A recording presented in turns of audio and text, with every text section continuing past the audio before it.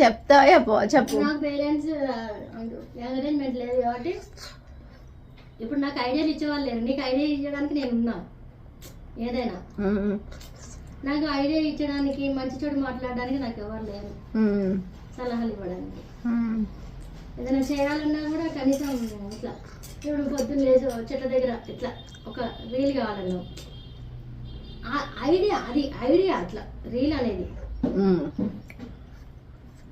మనకి పొద్దున ఉత్సాహం ఇవన్నీ ఉండాలంటే ఒక వైబ్ అనేది ఉండాలి.